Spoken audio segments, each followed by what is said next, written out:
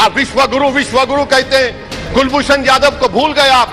Qatar में 8 navy officer 1 साल से जेल में हैं, आप नहीं ला सके उनको।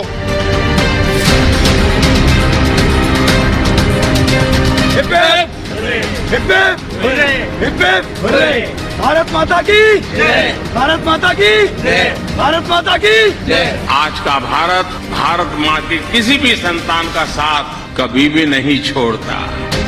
दुनिया झुकाने वाला चाहिए, बनेगा भारत विश्व गुरु बनाने वाला चाहिए, वो सोच वाला चाहिए। इसीलिए तो कहते हैं मोदी है तो मुमकिन है। ये चीज इस्लाम को भूल गए, उनको नहीं पता कि अल्लाह के जो कुछ भी होता है आजकल इकोनॉमी पे काम कर रही है, पे काम करे ना, लेकिन इस्लाम को तो देखे ना। हम मुसलमान जो ममालिक आपको क्या आपका मतलब है नहीं छोड़ना चाहिए था? नहीं छोड़ना चाहिए था ना, क्योंकि वो देखे अगले की पावर वो निकाल के ले आया। पावर वो इसलिए निकाल के ले ना कि हम हमारे पास अब पावर नहीं है।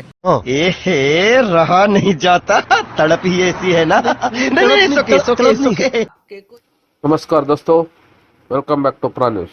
दोस्तों, एक और बड़ी खुशखबरी। कतार ने 8 सेवानिवृत्त भारतीय नौसेना अधिकारियों को रिहा कर दिया, जिन्हें कथित जासूसी के आरोप में मौत की सजा सुनाई गई थी। ये भारत की बहुत बड़ी कूटनीतिक जीत में से एक है। विशेषज्ञ कह रहा है कि गाड़ी के नेताओं के साथ मोदी का करिश्मा काम कर गया। ये भारत की बढ़ते ताकत और उसके विश्वगुरु बनने की दिशा को दर्शाता है। Please watch this video till the end. मैं आपको वीडियो का अंत में मिलूंगा। Thank you. कि कुछ नेवल ऑफिसर्स जो हैं वो कतर में, आप जानते हैं कि उनको अरेस्ट किया गया था, उस पर फिर कहा गया उन्हें सजा हुई और एक हंगामा कई तरफ, ना सिर्फ पाकिस्तान में बल्कि आपके यहाँ भी कई लोगों ने बड़ी मिठाइयां बांटी और बड़ा एक हल्ला गुल्ला सरा। और अब उसके बाद पहले तो उनकी वो सजा खत्म हुई और आज उनको जो है वो रिहा कर दिया गया है, यानी उन्हें रिलीज कर दिया गया है वहां से, जेल से। क्या कहेंगे आपके, ये किसकी सक्सेस है? ये सारा श्रेय यदि किसी को जाता है, प्रधानमंत्री श्री नरेंद्र मोदी जी को जाता है। इसमें एक बिकॉज देखिए, ये राजा के द्वारा किया गया एक्ट है। ये जो कतर है, ये कोई डेमोक्रेसी नहीं है कि वो किसी फॉरेन मिनिस्टर के कहने पे सुन लेंगे। This is king to king talking. तो आई गेस इटली की जो प्रधानमंत्री राशिया मेलोनी जी, चूंकि ये जो पूरा का पूरा डील हुआ था, ये इटली के साथ हो रहा था, जो ये कंपनी थी दोहा की।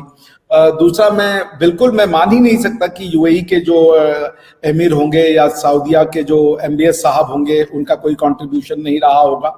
तो क्रेडिट इन सबको भी उतना ही जाता है। बट मोदी जी ने कैसे किया, ये तो उनका गुडविल है भाई, उनका गुडविल बोलता है। और देखिए, ये भी दिखाता है आरजू जी कि भारत के नेतृत्व में दुनिया तैयार है चलने को। तो अब किस हद तक वो क्या हुआ, जारी बात है कतर ने सारी इंफॉर्मेशन तो शेयर नहीं की, ठीक है जी, लेकिन ये कहा जाता है कि कतरी अथॉरिटीज ने इंडियंस को नहीं सुना, लेकिन they did listen India politically, they did listen India diplomatically, they did listen India on a personal relation, but they didn't listen India on the terms of legality of a crime.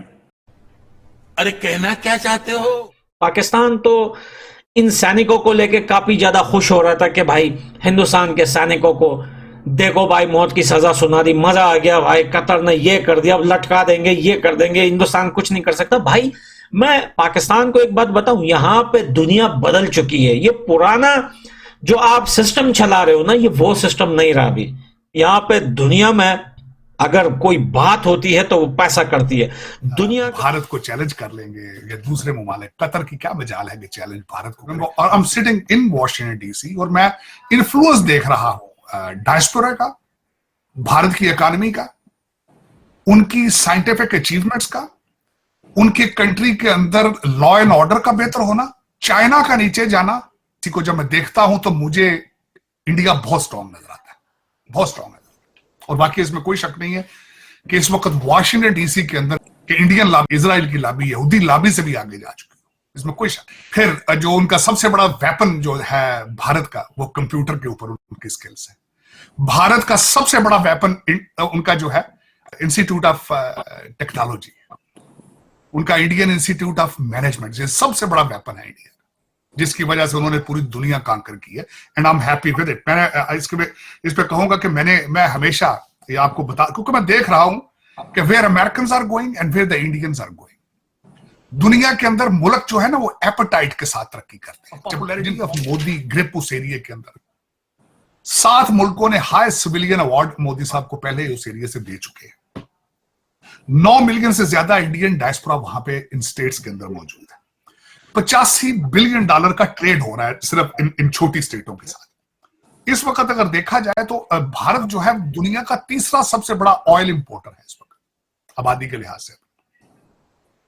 उन्होंने इस वक्त बहुत बड़ा contract उनको दिया है, 2048 तक अपना गैस इंपोर्ट करेंगे वहां से, और उसकी वैल्यू $78 बिलियन होगी। अब $78 बिलियन का ट्रेड आपने देना हो, 2048 तक का कॉन्ट्रैक्ट देना हो, तो फिर आप उनके कैदी रख सकते हैं, आप उनको पकड़ सकते हैं।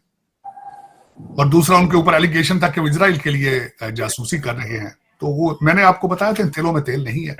दोस्तों, बीच में कौन गया था ईरान जो उनके लीडर खमेनी से मिलकर आया? डॉक्टर जयशंकर गए थे ना डॉक्टर जयशंकर। और डॉक्टर जयशंकर ने जो उनसे बात करी, मीडिया में बड़ी आधी अधूरी तितरी बितरी बात आई, वहां पे बड़ी ऐसी घूमती बात हुई कि क्या हो गया, कैसे हो गया। देखिए, ईरान के ऊपर पहले से प्रेशर है। क्यों ईरान के ऊपर? इसलिए प्रेशर है क्योंकि जो कुलभूषण जाधव था, एक्स नेवल ऑफिसर, जिसको पाकिस्तान कहता है जासूस है, ये वो जासूस कुछ नहीं था, वो एक्स नेवल ऑफिसर था जो वहां पे बिजनेस कर रहा था, उसको ईरान के अंदर से उठाया। और भारत ईरान के ऊपर प्रेशर डाल रहा है कि भाई हमने अपना बंदा आपके मुल्क में भेजा है, पाकिस्तानी कैसे इसको किडनैप करके ले गए। राइट, ईरान के ऊपर प्रेशर था। दूसरा, ईरान के ऊपर यह प्रेशर था कि भाई वहां से जितने भी हूथी हैं वो तो सारे जहाजों पे अटैक कर रहे हैं। आप समझिए ओवरऑल सिनेरियो क्या हुआ है।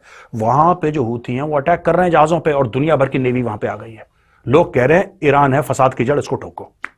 बीच में डॉक्टर जयशंकर जाते हैं, डॉक्टर जयशंकर बातचीत करते हैं, देखते हैं यार देखो सुनो, साफ सीधी बात है, मोदी जी ने तो बात कर ली है कतर के अमीर से, आप भी थोड़ा पुश करिए,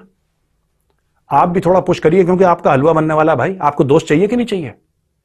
आपको दोस्त चाहिए, आप यानी कि ईरान। डॉक्टर जयशंकर ईरान को कह रहे हैं आपको दोस्त चाहिए कि नहीं चाहिए? चाहिए ना आपको दोस्त, तो भाई दोस्ती का फर्ज निभाइए।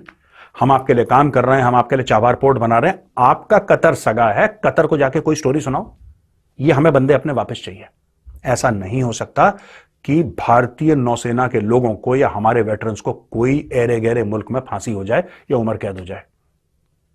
ये तो सेल्फ रिस्पेक्ट की बात है यार, ऐसा हो ही नहीं सकता। डरते भी और अपने रिलेशंस भी बेहतर बनाना चाहते हैं, बिकॉज प्राइम मिनिस्टर मोदी से आई थिंक डरने से ज्यादा उनकी इज्जत करते हैं।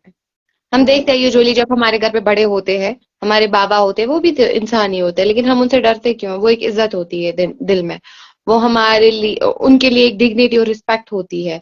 दैट्स वाई हम बोलते हैं शायद हमारे घर पे बाबा है, वो है, ये है।